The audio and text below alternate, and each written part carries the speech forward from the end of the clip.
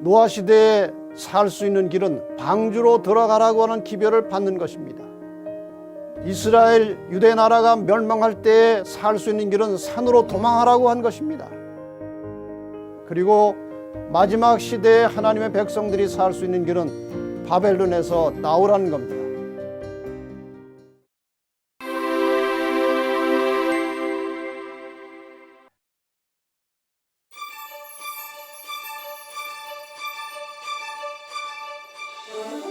포스트 팬데믹 위기인가 기회인가, 오늘 7번째 시간 최후의 심판을 알리는 나팔소리라는 제목으로 요한계시록 14장을 공부하겠습니다. 지난 시간 마지막 시대의 교황권이 하나님의 안식일 대신에 일요일을 세우고 그것을 법으로 만들어서 자신이 경배를 받으려 할 것이라고 말씀드렸습니다. 이것이 실제적으로 가시적으로 드러나기 시작하면 이 세상 역사는 거의 다 끝나가는 것입니다. 그 정도가 되면 하나님께서 개입하셔서 이 마지막 역사를 이루실 것이라고 생각됩니다. 다시 한번 저 두 계명을 대비해서 보시기 바랍니다. 하나님께서는 엄연히 분명히 안식일을 지키라고 말씀하셨어요. 그런데 천주교 10계명에서는 안식일 대신에 주일을 지키라고 명합니다. 하나님의 법을 고쳐서 인간의 법으로 만들어 놓은 일요일을 강제로 휴업하게 하고 그것을 법으로 만들어서 교황을 숭배하게 하면 하나님의 진노와 심판이 임하게 될 것입니다. 시편 119편 126절에 보면 저희가 주의 법을 폐하여 싸우니 지금은 여호와의 일하실 때니이다, 이런 말씀이 있어요. 주의 법을 폐했으면 이제 세상은 끝난 겁니다. 하나님께서 일어나셔서 역사를 시작하시는 겁니다. 하나님께서 세상을 심판하실 때에는 언제나 미리 경고를 하시고 돌이킬 수 있는 은혜의 기간을 주십니다. 이 세상에 죄악이 가득 차서 온 세상을 물로 심판하실 때에도 하나님께서는 120년의 유예 기간을 주셨고 방주로 들어오도록 초청하셨습니다. 이사야 58장 1절에 보면 크게 외치라, 아끼지 말라, 내 목소리를 나팔같이 날려 내 백성에게 허물을, 야곱 집에 그 죄를 고하라고 말씀하십니다. 이 마지막 시대를 향해서 이제 나팔 소리가 울리게 될 것입니다. 인류의 역사의 마지막에 하나님께서 죄인을 초청하시면서 심판을 경고하는 메시지가 바로 요한계시록 14장에 나타나는 새 천사의 메시지, 새 천사의 기별입니다. 어제 그제 공부하신 계시록 13장 종말에 있을 배도한 인간의 역사에 대한 예언에 바로 이어서 계시록 14장이 기록되어 있는 것은 그 자체가 상당히 중요한 의미를 갖는 것이라고 생각됩니다. 자, 그럼 누가 계시록 14장 새 천사의 기별을 전하는 것인가 하는 겁니다. 계시록 14장을 열면 1절에 또 내가 보니 어린 양이 시온에 섰고 그와 함께 14만 4천이 섰는데 그 이마에 어린 양의 이름과 그 아버지의 이름을 쓴 것이 있도다. 여기 14만 4천이 나옵니다.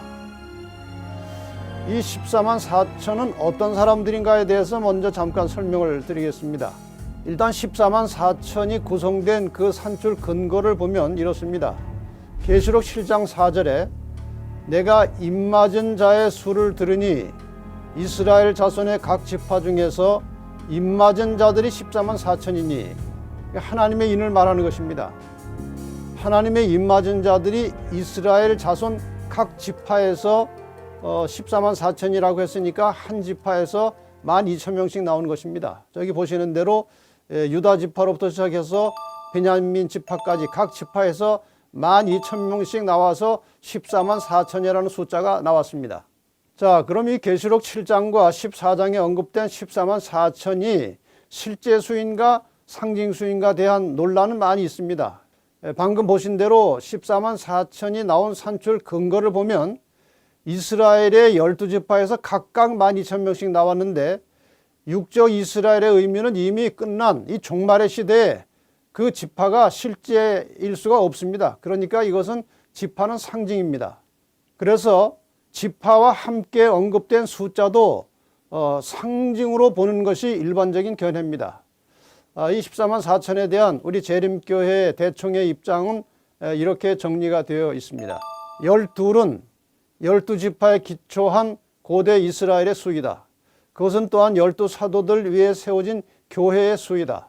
따라서 14만 4천이라는 수는 그 수가 구성하고 있는 완전성에 비추어서 하나님의 교회의 연합과 완전성 그리고 완성을 상징하는 것으로 이해되어야 한다. 그래서 이 14만 4천은 상징이라고 설명이 되어 있습니다. 그런데 이 사람들의 특성에 대해서 계시록 14장 4절과 5절에 이 사람들은 여자로 더불어 더럽히지 아니하고 정절이 있는 자라 어린 양이 어디로 인도하든지 따라가는 자며 사람 가운데서 구속을 받아 처음 익은 열매로 하나님과 어린 양에게 속한 자들이니 그 입에 거짓말이 없고 흠이 없는 자들이더라. 이렇게 되어 있습니다. 일단 14만 4천이는 타락한 교회에 속하지 않고 여자로 더불어 더럽히지 않았다고 그랬습니다. 예수님의 인도하심을 따라서 하나님의 말씀에 목숨을 걸고 충성하는 진실한 사람들입니다. 특별히 이 사람들은 짐승의 표와는 대비되는 하나님의 인을 받은 자들이라고 계시록 7장에 명시되어 있습니다. 자, 그럼 하나님의 인은 무엇이고 인 맞은 자들은 어떤 사람들인가를 좀 알아보겠습니다. 어제 공부하신 대로 계시록 13장의 짐승의 표가 하나님의 법을 대체한 일요일과 관련이 있다면 하나님의 인은 당연히 하나님의 법에 명시되어 있는 안식일과 관련을 가질 수밖에 없습니다. 에스겔 20장 12절에 보면 또 나는 그들을 거룩하게 하는 여호와인 줄 알게 하려 하여 내가 내 안식일을 주어 그들과 나 사이에 표징을 삼았었노라.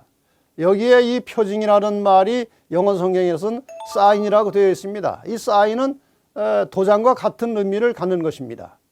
안식일이 하나님과 그 백성들 사이에 사인이다, 표징이라고 말씀하십니다. 출애굽기 31장 13절에도 비슷한 말씀이 나옵니다. 너는 이스라엘 자손에게 고하여 이르기를 너희는 나의 안식일을 지키라. 이는 나와 너희 사이에 너희 대대의 표징이니 나는 너희를 거룩하게 하는 여호와인 줄 너희로 알게 함이라. 해서 이 안식일이 역시 표징이라는 말을 쓰고 있습니다. 그리고 마가복음 2장 28절에는 이러므로 인자는 안식일에도 주인이니라. 이렇게 해서 하나님의 인, 하나님의 도장은 하나님과 그 백성 사이에 맺어진 언약에 찍혀진 도장은 안식일이라고 분명히 밝히고 있습니다. 십계명은 하나님께서 사람에게 내려주신 귀중한 언약의 문서입니다. 그런데 하나님께서 그 문서를 내려주실 때에 그 당시에 통용되던 문서의 형식을 취하셨다는 사실을 통해서 안식일이 하나님의 도장과 같은 것임을 재확인할 수 있습니다. 옛날에 그 십계명이 선포될 당시에 이 문서의 형태를 보면 그 당시엔 종이가 없었죠. 이 점토판에다가 이제 중요한 문자를 찍어서 문서를 만드는데 이 십계명이 선포될 당시에 문서의 형태를 보면 그 당시엔 종이가 없었기 때문에 이 점토판에다가 문자를 찍어서 이제 문서를 만드는데 이때에 이 문서를 만든 사람의 도장을 가운데 찍었습니다. 이 점토판의 가운데 찍었어요. 그런데 십계명도 보면은 안식일 계명이 이 문서의 중앙에 들어 있습니다. 그래서 하나님께서 이 안식일이 이 하나님과 그 백성 사이에 맺어진 언약에 상당히 중요한 도장과 같다는 사실을 우리에게 인식시켜 주고 있는 것입니다. 그런데 우리가 하나님의 인의 문제를 다룰 때 매우 중요한 사실은 안식일을 준수하는 단순한 행위 자체가 임하는 것이 아니라는 겁니다. 하나님의 인을 많는다는 것은 하나님의 소유된 백성이라는 의미인데 하나님의 백성들은 어떤 사람들인지 우리가 깊이 생각해 볼 필요가 있습니다. 제가 좀 몇 가지 정리해서 말씀을 드리겠습니다. 하나님의 인을 많는다는 것은 첫째, 예수를 믿음으로 구원받은 하나님의 백성이 되었다는 겁니다. 그 다음에 두 번째, 하나님 나라에 소속된 백성으로 하나님의 법을 존중하여 즐거운 마음으로 그것을 지키는 사람들입니다. 특별히 하나님께서 자기 백성과의 표징으로 주신 안식일을 준수함으로 창조주 하나님을 경배하는 사람들, 이 사람들이 이제 입맞는 조건 중에 하나입니다. 그 다음에 하나님의 품성의 사본인 계명을 준수하는 이 생활 속에서 하나님의 품성을 드러내야 되는데 그것이 곧 사랑이라고 하는 품성이 나타나야 된다는 것이죠. 그러므로 하나님의 인을 맞는 가장 확실한 증거는 품성의 변화로 나타나는 것입니다. 그러니까 이 하나님의 법 자체가, 안식일을 포함하는 하나님의 법 자체가 하나님의 품성을 표현하는 것이기 때문에 계명을 지키는 사람, 안식일을 포함해서 계명을 지키는 사람들의 특징, 하나님의 입맞은 사람들의 특징은 그 품성이 하나님을 닮아가고 있다는 것입니다. 종말의 시대에 하나님의 참 백성으로 인침을 받은 사람들이 온 세상을 향해서 외치는 초청과 경고의 메시지를 세천사의 기별이라고 말하고 그 내용이 계시록 14장 6절부터 나옵니다. 14장 6절에 보면 서론이 나옵니다. 또 보니 다른 천사가 공중에 날아가는데 땅에 거하는 자들 곧 여러 나라와 족속과 방언과 백성에게 전할 영원한 복음을 가졌더라. 그러니까 이 세천사의 기별은 온 세상 모든 사람들에게 빠짐없이 남김없이 전파되어야 한다는 그런 말씀이죠. 자, 이제 14만 4천인이 전하는 마지막 초청과 경고의 메시지를 이 세천사의 기별을 한번 하나씩 살펴보겠습니다. 첫째 천사의 메시지입니다. 14장 7절. 그가 큰 음성으로 가로되 하나님을 두려워하며 그에게 영광을 돌리라. 이는 그의 심판하실 시간이 이르렀음이니. 심판하실 시간이라고 하는 것은 재림이 임박한 종말의 시기를 말하는 것입니다. 이러한 시기에 이 첫째 천사의 기별이 전파되는 것이죠. 지금 하나님을 두려워하며라고 하는 말을 잘 생각해 보시기 바랍니다. 계시록 13장에 나타난 짐승, 교황권, 그 사람을 두려워하지 말고 하나님을 두려워하고 하나님을 경배하라고 하는 의미를 가지고 있는 것입니다. 자, 그러면은 심판하실 때가 가까이 왔으니 하나님을 두려워하고 그에게 영광을 돌리라. 그런데 어떻게 하는 것이 하나님께 영광을 돌리는 것인가에 대해서 그 다음에 나옵니다. 하늘과 땅과 바다와 물들의 근원을 만드신 이를 경배하라. 여러분, 저 긴 문장을 짧게 할 수도 있습니다. 하늘과 땅과 바다와 물들의 근원을 만드신 이를 한 단어로 하면 창조주입니다. 창조주를 경배하라 하면 됩니다. 그런데 왜 저렇게 긴 수식어를 붙여놨을까요? 저것은 10계명 넷째 계명에 나오는 내용입니다. 그래서 창조주 하나님을 기억하라고 하는 저 말씀은 안식일을 기억하라는 것입니다. 안식일 계명 속에 하늘과 땅과 바다와 그 가운데 모든 것을 만들고 제7일에 쉬었음이라는 말씀이 나옵니다. 그래서 하늘과 땅과 바다와 물들의 근원을 만드신 이를 경배하라고 하는 것은 다시 말해서 하나님의 계명 속에 들어있는 안식일을 회복하라고 하는 매우 중요한 메시지가 들어있다는 것입니다. 그러니까 첫째 천사가 전하는 메시지 내용은 짐승, 곧 교황권의 권위를 나타내는 표시로 인정되는 일요일 예배의 정면으로 대치되는 하나님의 법 안식일을 강조하고 있다는 것입니다. 그래서 종말의 시대에 나타나는 이 선악의 싸움의 핵심적인 이슈는 하나님의 법 안식일과 인간의 법 일요일이 충돌하는 겁니다. 여기에서 어느 한쪽을 선택하느냐, 어느 쪽을 선택하느냐에 따라서 결국 모든 인간 각자의 영원한 운명이 결정되는 것이죠. 자, 이제 둘째 천사의 기별입니다. 14장 8절입니다. 또 다른 천사 곧 둘째가 그 뒤를 따라 말하되 무너졌도다 무너졌도다 큰 성 바벨론이요 모든 나라를 그 음행으로 인하여 진노의 포도주로 먹이던 자로다 하더라.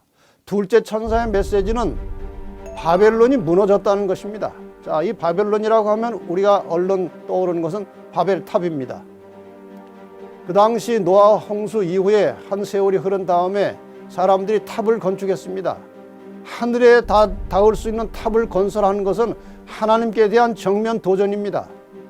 하나님께서 이것을 직접 관여하셔서 내려오셔서 강림하셔서 언어를 혼잡케 함으로 이 탑 공사를 중단시켰습니다. 그래서 바벨이라고 하는 뜻은 언어가 혼잡되었다, 뒤섞였다, 이렇게 해서 혼돈, 혼잡, 뒤섞임의 의미를 가지고 있습니다.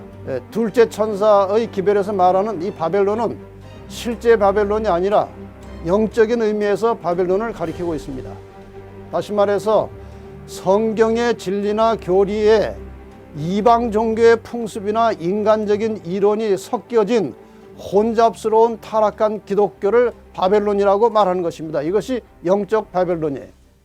초기 기독교는 전적으로 그리고 완전히 하나님의 말씀의 기초와 뿌리를 두고 있었던 순수한 교회였습니다.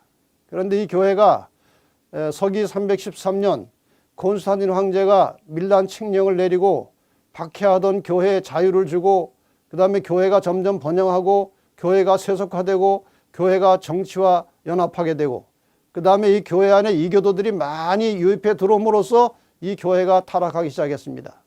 한 역사책에 보면 이렇게 기록되어 있습니다. 이제 기독교는 단지 명목상 그리스도인을 가장한 사람들이 다수를 이루고 큰 비율을 이루고 주류를 이루게 되었다. 그들은 전에 이교도일 때와 다를 바 없었다. 오류와 타락이 홍수처럼 교회에 밀려들었다. 이렇게 해서 순수하던 교회가 완전히 이교의 교리들, 이교의 풍습들이 몰려들어옴으로써 교회는 타락하고 배도하게 된 것입니다. 그래서 이 교회 안에 성경에 없는 영혼불멸설, 일요일 예배, 마리아 숭배, 교황 무류설, 부활절, 그리고 면죄부 판매, 화채설, 연옥설, 영세, 세례, 고해성사 이와 같은 성경에도 없는 여러 가지 복잡한 이교도의 교리들이 이 교회 안으로 몰려 들어와서 순수한 교리와 섞임으로써 영적 바벨론이 된 것입니다. 성경보다 인간의 전통을 상위에 두고 그것을 따랐기 때문에 바벨론이 된 것입니다. 저 교회의 모습을 보시기 바랍니다. 저 성당의 모습. 믿음과 말씀은 죽고 의식과 형식만 남은 배도한 교회의 모습이 바로 저렇게 지어진 것입니다. 그래서 이 종교개혁자들은 교황과 카톨릭을 적그리스도의 바벨론이라고 규정했습니다. 마르틴 루터의 말을 들어봅시다.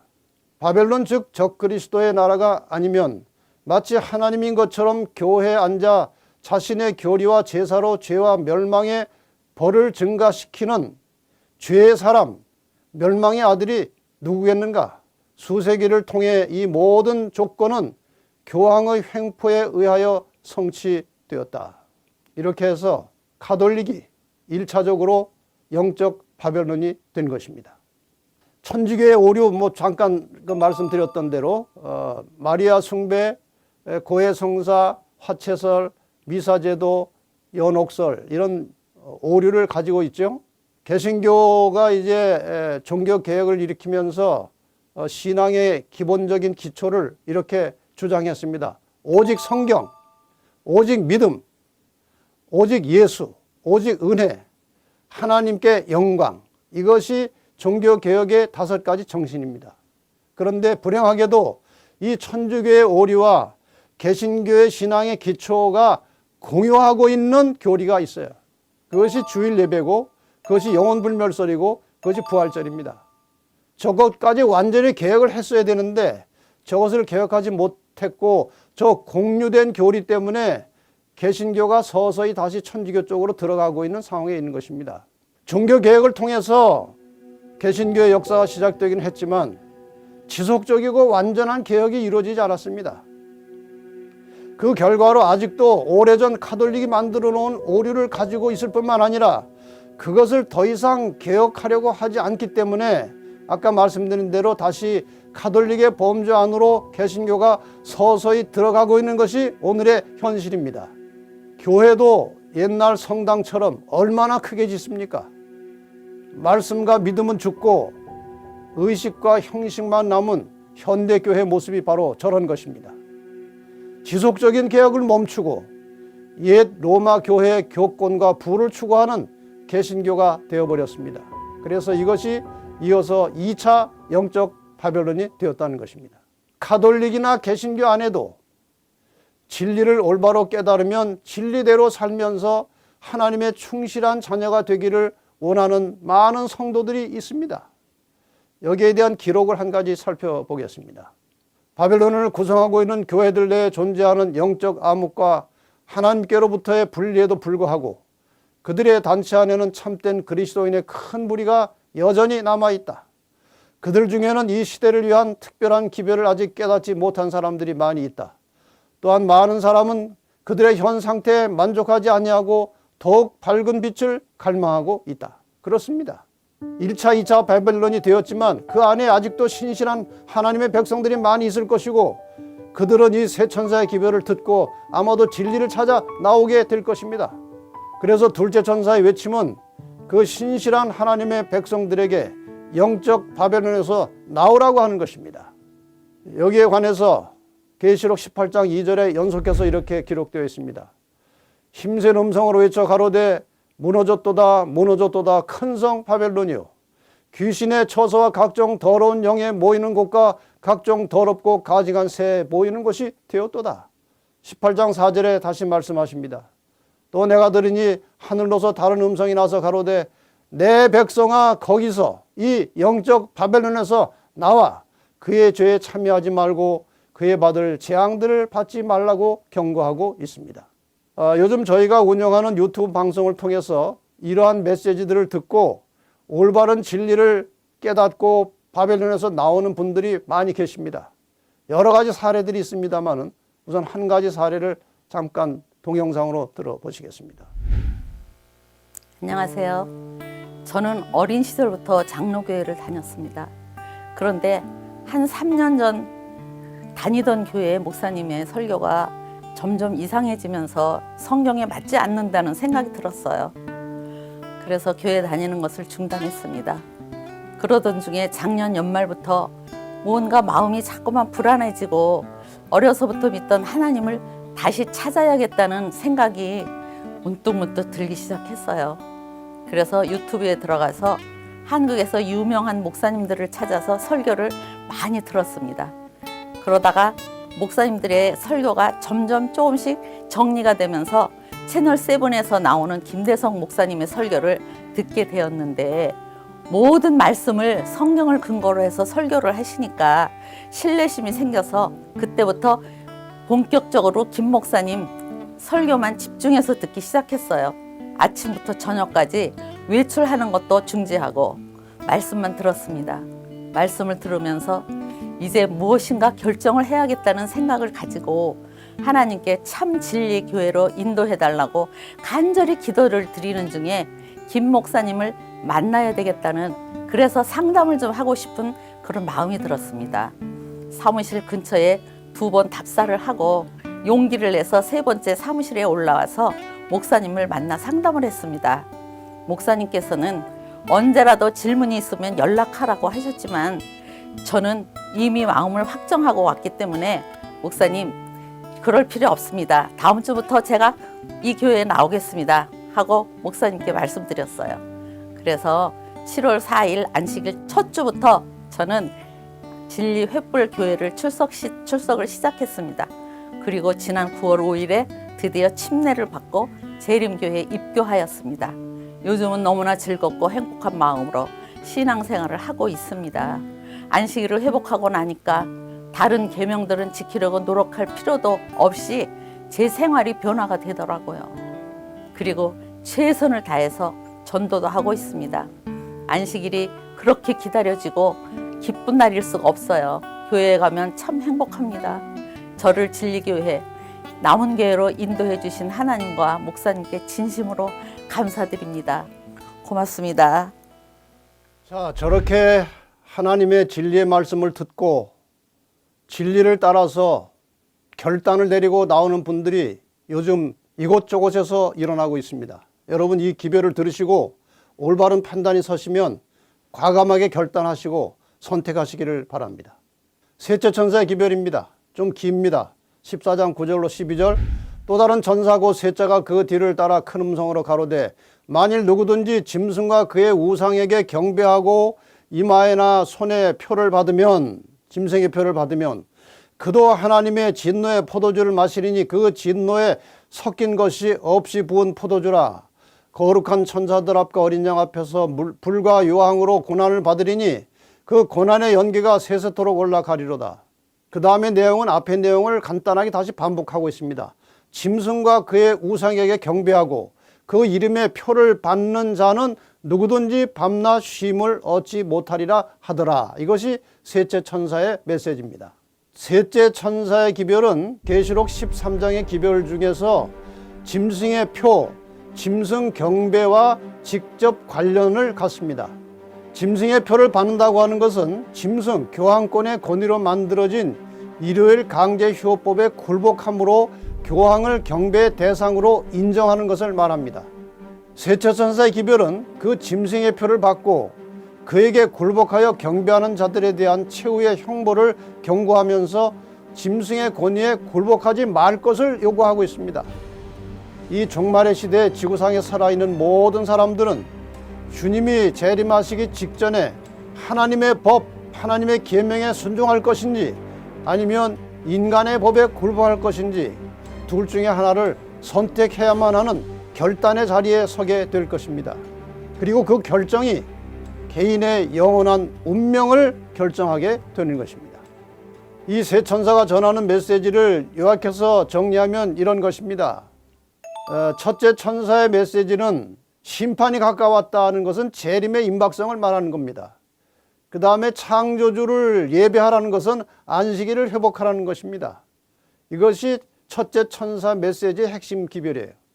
두 번째 천사의 메시지는 첫째 천사의 기별을 거절한 결과 그것은 바벨론이 된다는 것이고 바벨론은 무너진다는 것이고 그러므로 내 백성은 바벨론에서 나오라는 겁니다.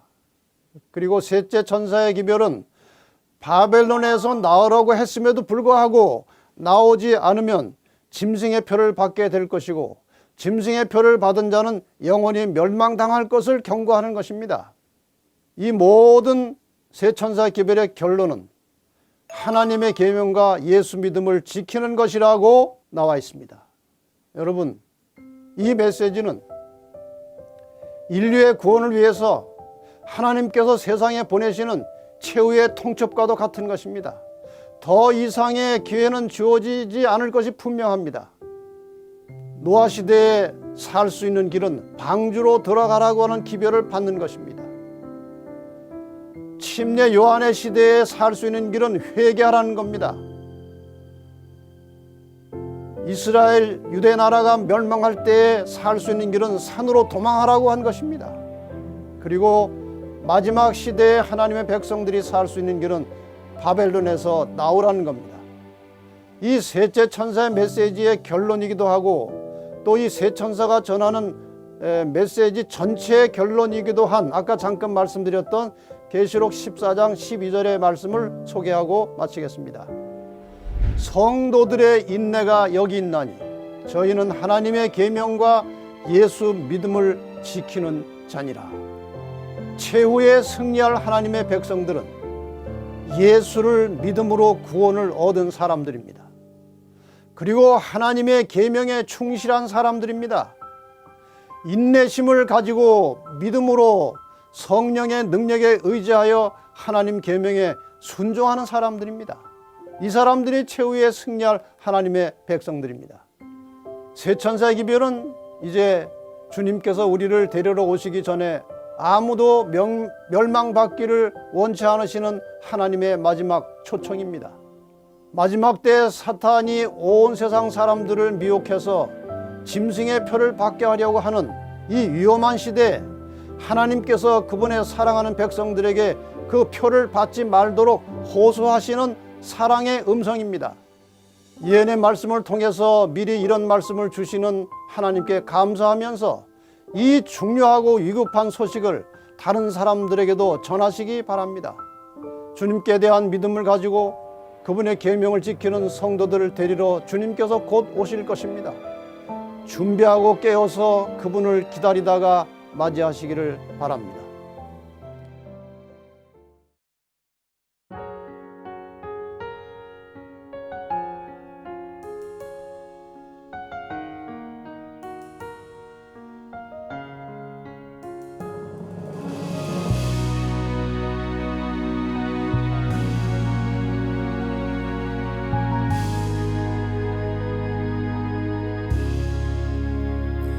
영광의 그날이 오면 저 하늘 더욱 밝으리.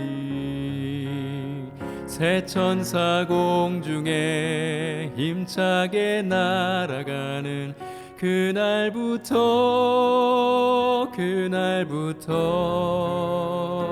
주의 중보 마치고 만왕의 왕 오시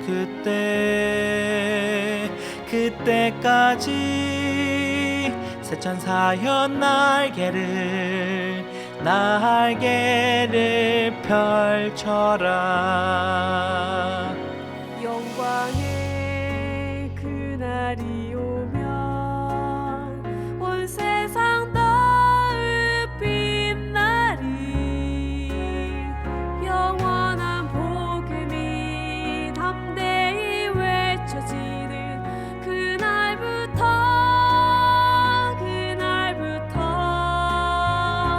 주의 심판 끝나고 만주의 주 오실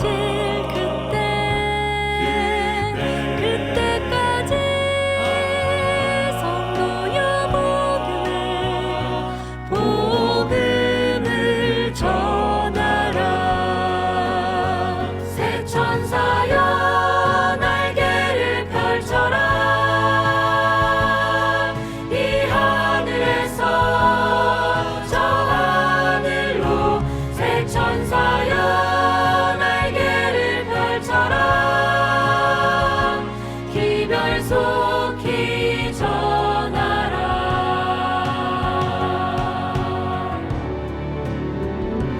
영광의 그날이 오면 온 천지 더욱 환하리. 인치는 천사의 사명이 이루어지는 그날부터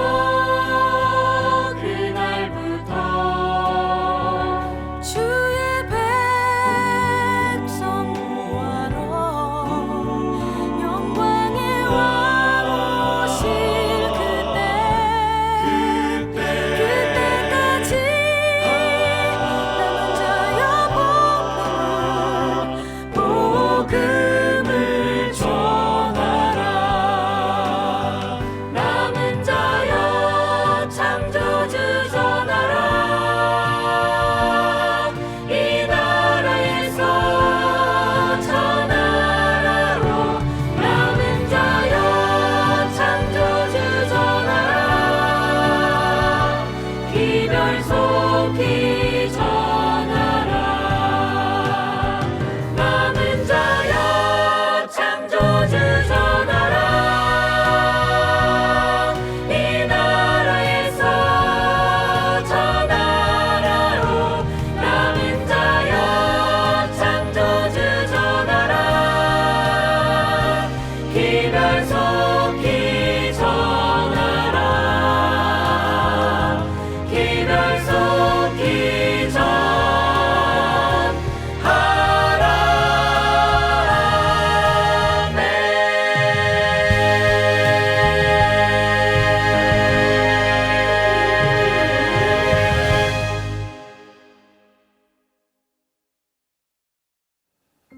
하나님 아버지시여, 오늘도 저희들에게 이 마지막 시대를 위해서 하나님께서 내려주신 귀중한 소식을 전해 들을 수 있도록 해주셔서 감사합니다.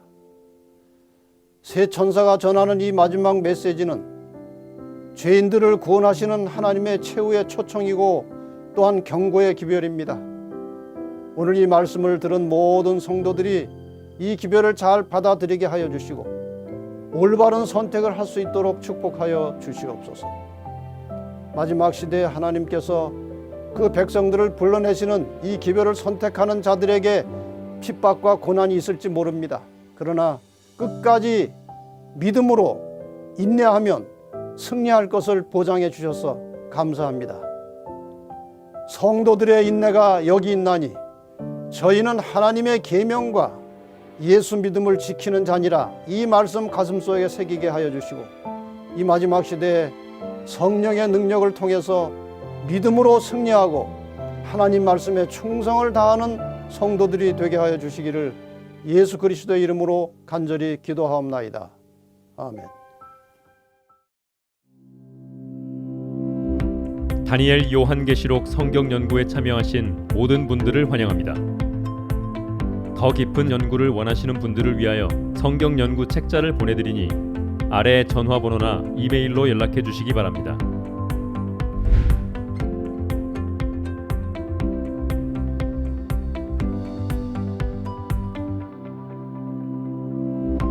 포스트 팬데믹 위기인가 기회인가? 마지막 시대를 살아가는 진실한 성도들이 영원한 복음을 깨닫고 발견하기를 기도합니다.